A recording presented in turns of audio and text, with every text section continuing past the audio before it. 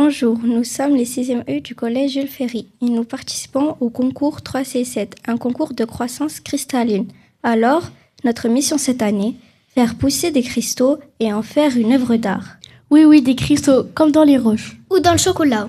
Mais pour nous, au début, c'était un peu mystérieux. Heureusement, nous avons travaillé avec nos professeurs de SVT et de physique-chimie. Et avant de commencer les expériences, il a fallu apprendre quelques mots compliqués. Comme soluté, Solvant, solution ou saturation. Au début, on mélangeait un peu tout, mais maintenant, on sait que quand on dissout une substance dans l'eau, on obtient une solution. La substance dissoute s'appelle la soluté. Et quand l'eau s'évapore, la soluté peut former des cristaux. C'est ce qu'on appelle la cristallisation.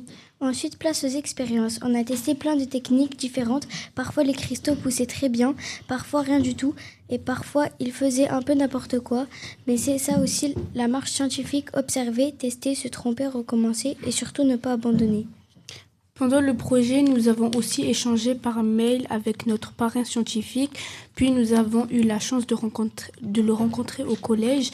Il nous a expliqué plein de choses sur les cristaux et il nous a aidé à mieux faire comprendre comment guider leur croissance.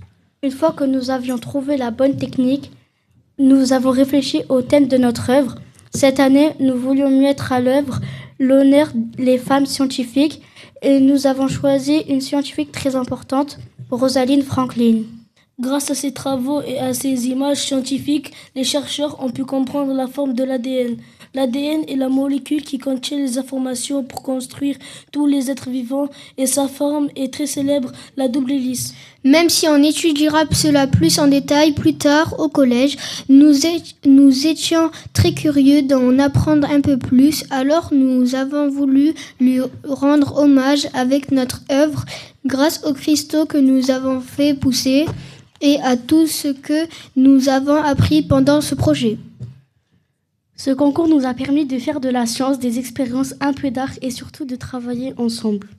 Nous remercions notre parrain scientifique pour son aide et aussi l'association qui organise le concours.